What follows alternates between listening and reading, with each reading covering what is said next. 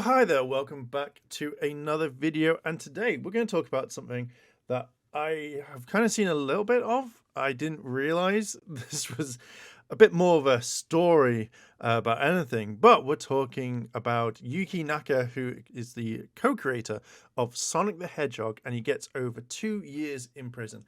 2 years in prison and quite a large fine as well. But what you're asking, how could this person who created one of the best characters in the entire world get 2 years in prison and a huge fine?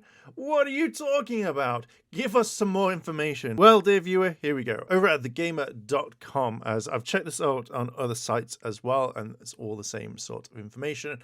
It says here, Sonic creator Yuji Naka gets over 2 years in prison. He's been sentenced to 2 years and 6 months in prison over insider trading. Now, this is a huge thing that goes around of just don't do it. Just don't do it, and you won't have to pay a lot of money and go to prison. Just don't do it. Sonic the Hedgehog creator Yuji Naka was arrested in November of last year for insider trading, and after pledging guilty in March, has been sentenced to prison for 2.5 years. Now, you kind of think, right? you generally kind of think if you've been caught, don't do it again. Don't be like, oh, do I chance this? Do I do this more and more? Do I? No, you don't. Just stop it. What is wrong with people? As reported by, I cannot pronounce that website, but we have it linked anyway. Naka was fined twice for 2.5 million yen and 170 million. Literally, like, can you imagine just having that? Saying, "Oh, hey, you got to pay that much money," and you're like, "God damn it!" And then you're doing it again. Just as that's a lot of money. It's not chump change, is it? It's quite a lot of money. However, his defense is seeking to lower these numbers. Insider trading is when a person illegally trades in stocks to own their advantage using confidential information. In Naka's case, it was believed that he purchased stock in 2 developers before plans about the games in development were made public, so that he could sell it at a later date when it would be worth more. Can you imagine? You get this information and it's just like, oh, you want to do it? And you just be like, all right, cool. But why? I know everyone wants to make money in some sort of way, but you just don't do it legally. You do it the right way. What the hell? For context, Naka joined Square Enix to develop his newly created platformer, Balan Wonderworld, in 2018. Jump ahead 5 years in 2022, and it was discovered that he and Dragon Quest XI middleware manager, I cannot pronounce his name, had invested in A-Team Entertainment before plans to develop mobile spin-off Final Fantasy VII The First Soldier had been made public, hence the allegations of the insider trading. So, I know like Final Fantasy is like one of the biggest games in the world. So obviously, I know you obviously you'd want to work for them, but just to get this information, just why? Like, it's just so weird. Be like, oh, well, I'm gonna sell it to make billions of yen or whatever. Just to me personally, I would just be like, nah, just leave it. Caught once, don't do it ever again. Like, literally, you go, all right,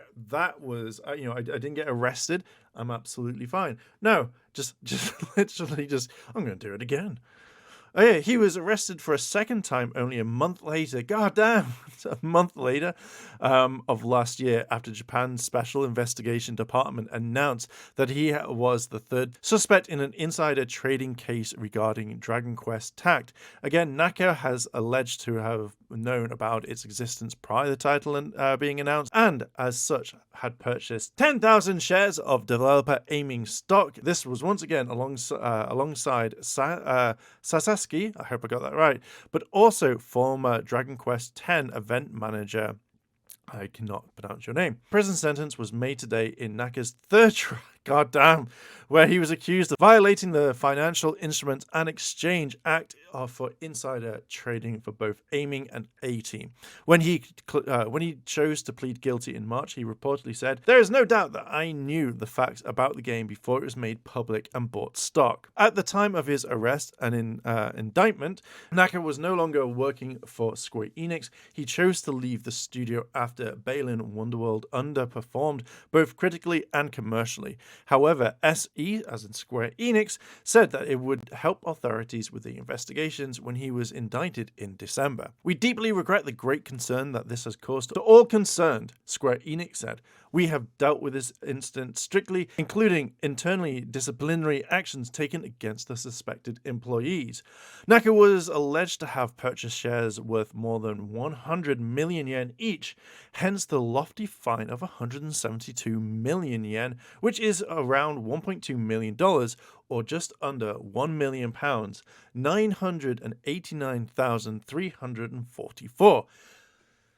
God damn this! Like, seriously, like you've just been caught once, and like, what made you think that this would be a really like good idea? Is it just like the money? Like, did you think, hell, I need this money? I know this is wrong. I shouldn't be doing this, but hey, guess what? I have, and it just kind of baffles me to like quite a lot. Like, why would you do this? Like, you know the consequences, and now you have 2 years and 6 months in prison. You've had to pay a lot of fines, and you don't want that.